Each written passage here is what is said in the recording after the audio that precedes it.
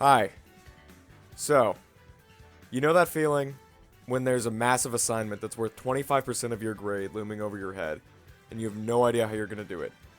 But somehow, some way, with the grace of God and enough coffee to kill a man born in Victorian England, you do it? That's how I feel right now.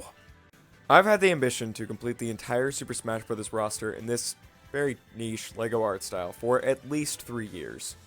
After I got super into Nintendo again, thanks to The Legend of Zelda, and didn't have anything going on during quarantine, I attempted quite a few Smash Fighters. But it wasn't until October 2021 that I finally buckled down and did it.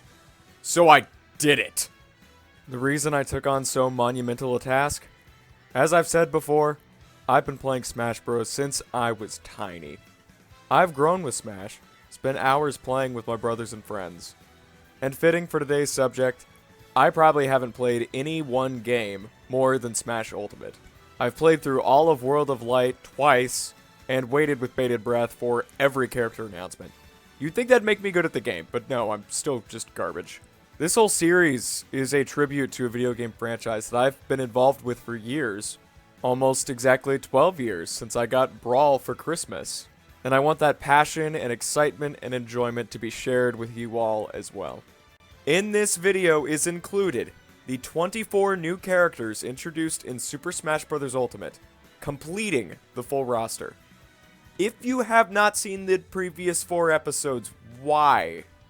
Go watch those. This is a series. You can see all of 64, Melee, Brawl, Wii U, and 3DS fighters because otherwise you're just gonna be confused. Don't say I didn't warn you. But for those who have watched the other videos, or have stayed for whatever reason, let's start this glorious victory lap. Sakurai, this one's for you. Inkling is first up, as she was, of course, the character that announced Ultimate way back in 2018. Somehow this game is 4 years old. Inkling falls in line with someone like Villager, whose head shape is really hard to translate, so it's like a B+ attempt. The tentacles and the splatter shot really bring it to an A. Maybe an A-, but we're grading on a curve and my GPA is already way up here. It's weird that Daisy, the party princess queen, took so long to show up in the premier party game. Get out of here with Mario Party. You throw Smash Bros. On and it becomes the party. My personal favorite of the princesses is Rosalina, but I recognize Daisy has her fans. And it's always fun to use a less common color like this very orangey yellow for her dress. So, we're only to the 3rd character, and this might be the best of the video. Ridley. I had no idea how I was going to accomplish the Flying Dinosaur Death Pirate, but then I remembered that LEGO Velociraptors are a thing. So I stole some arms and some legs, and some LEGO Velociraptor arms and legs, and it all spiraled from there. I think he looks phenomenal, but that's for y'all to decide as well. He will eat you if you say otherwise, so choose your words carefully. Dark Samus is one of the most meh characters you could possibly ask for. No, not worse than Dark Pit, but they're pretty close. It's so boring, I don't know what to say for commentary. I guess I will take this time to say that Christmas is coming, everybody, so prepare what you need to prepare, trim the tree, get the presents, and remember to enjoy the time with your loved ones. Dark Samus has no loved ones, and so Dark Samus will probably not be enjoying Christmas. Chrom has loved ones, I think. It turns out he's Lucina's father, but he's also dead by the time Lucina's grown up. Kinda sucks being dead. Beyond that, there's not much to comment on. So don't cry into me if you wanted more. Crom down, will ya? Crom. Ah, the Belmonts. I appreciate Christian rep in Smash. Everything I know about Castlevania is from that one Unraveled a few years back, and I don't think that's enough to go on. I like Simon a lot, though. He's always fun to play, and terrible to play against. I've just remembered that I'm supposed to be commenting on the actual LEGO figures themselves as well. So, LEGO Simon has old Luke's hair and a flail to hit somebody across the stage with.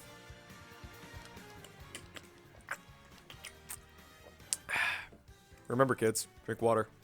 I don't know if anyone has noticed. But when possible, I have done my best to align the LEGO character poses with the official fighter renders. I think it helps get their personalities across really well.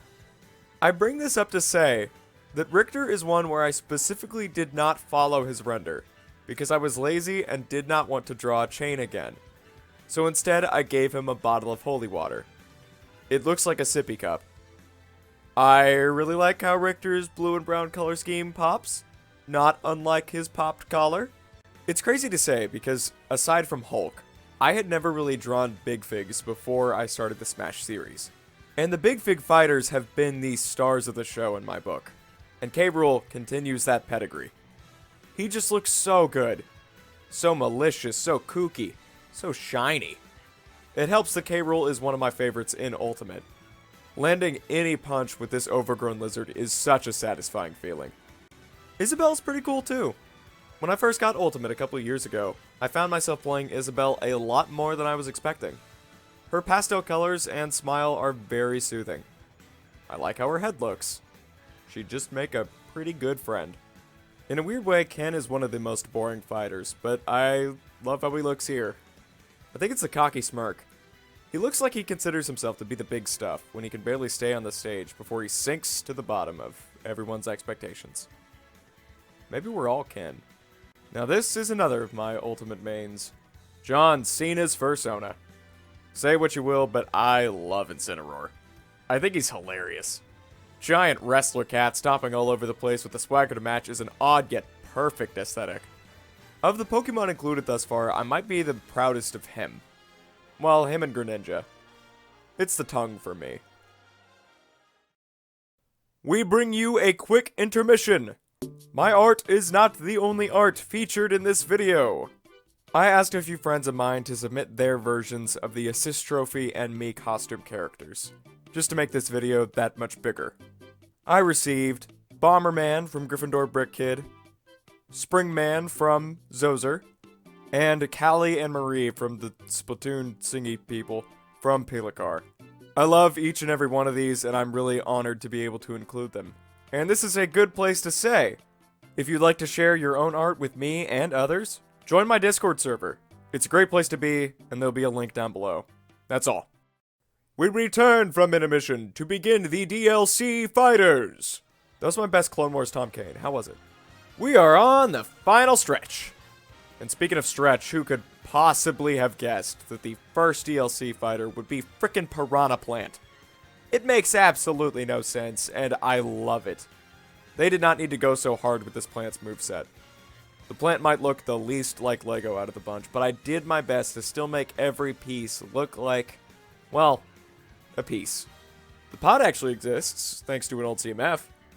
I'm so happy that he, out of everybody, is here. Joker, from Persona 5. Last year during Thanksgiving, I stayed with my cousin who was in the middle of a Persona 5 playthrough, and he explained it in one simple sentence. You destroy the bad people's mind goblins and then get social anxiety asking Makoto out. And I swore I'd never touch the game myself. Who is Makoto?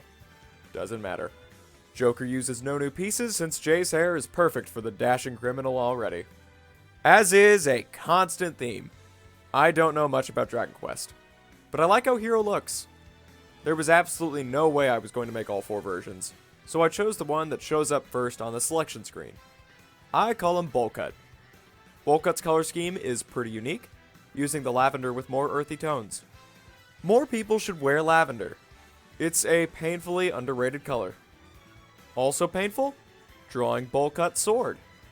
I will never enjoy drawing swords. Finally, I do know these guys.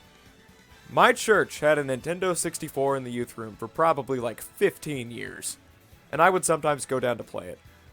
Lo and behold, they had Banjo-Kazooie, so seeing the duo show up in Smash is awesome. Banjo's cartoony style translates perfectly to Lego, and I could easily picture a Banjo minifigure in real life. Kazooie isn't as perfect, but I think she still looks justifiably ticked off.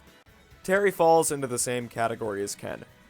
I think he's a kind of uninteresting character, but I also think he looks great as a figure. He's also a sleeveless buff guy with long blonde hair, so that's another thing they have in common. Terry's a character I always forget is in the roster until I meet someone online who has studied him through and through and completely destroys me. Never trust a man who has one single main. He has given that main 120% of his lifeblood, and is probably a sociopath. Now for the most controversial of the DLC fighters, Byleth. Somehow, I love Byleth. This many Fire Emblem characters in one game is absurd, yeah. But more than someone like Korn or Chrom, I like Byleth's design a whole lot. And she's just really fun to play. For the first time in this entire series, I was actually excited to draw a Fire Emblem character. If you've seen the whole thing, you should know how incredible that is. Still hated drawing the sword, but hey, sacrifices must be made. Min Min's pretty cool. A lot of people have written her off, but if you know what you're doing, she can be pretty brutal. I also like her design. I'm not generally a huge fan of the color orange, but the relative lack of it on the Smash roster helps Min Min stand out. Clearly the aspect that stands out the most are her arms, as she comes from a game called ARMS. I tried to use the old Miss Marvel as a reference, shortening those massive arms just a bit for size's sake. The dragon head looks really cool. I love Minecraft, so I love Steve. Steve was the best announcement. They could have done anything with his character, and they did pretty much everything, and still stuck with the most stock, unamused pose they had. It makes him look like a stone-cold son of a gun. This is a PG show. As far as Lego Steve is concerned, I did the Sonic thing and mostly just cleaned up his official figure. I knew Sephiroth from Kingdom Hearts before I knew him from Final Fantasy. That's foreshadowing. Mind you, that makes him more terrifying in my eyes, not less. More than anybody else, you have to capture a certain swagger with Sephiroth, which I hope I accomplished. The most complex parts are his hair and wing, but I can't help but laugh whenever I see that long sword. Sword waifus! Xenoblade Chronicles has terrible character design. There, I said it. There is no reason that both of these sword girls have to be covered in lines, and shapes, and triangles, and colors, and straps, and belts, to the degree that they look like amorphous blobs of tactical accoutrement. I did that in one take. How did I say accoutrement in one take? Drawing them both made me want to tear my hair out. Not to mention, they're giant, unwieldy swords that apparently house their consciousness? What? This is worse than Shulk's design.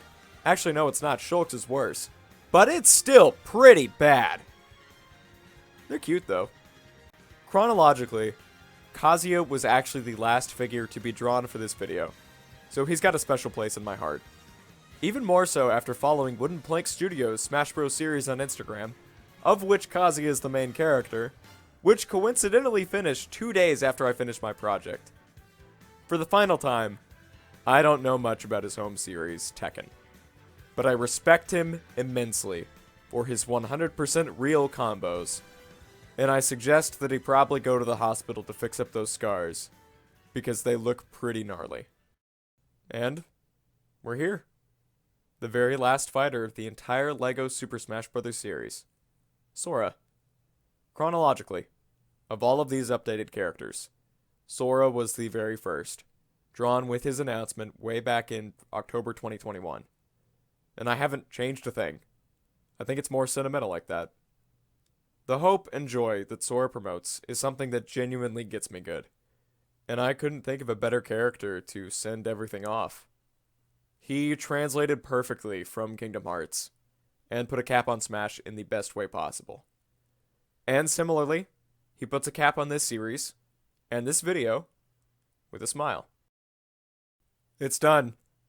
Totally, completely, absolutely done.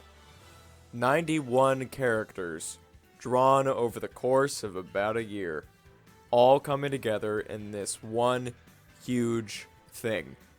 It feels so good to see them all on the select screen, but it feels better to see them all in one image. Really gives that sense of scale, you know? I had no idea if I'd have the commitment or the stamina to finish this behemoth, but I'm so glad I did. In the quest for originality that every artist faces, I can claim with like 99% certainty that nobody else has drawn every Super Smash Bros. Fighter as a LEGO minifigure.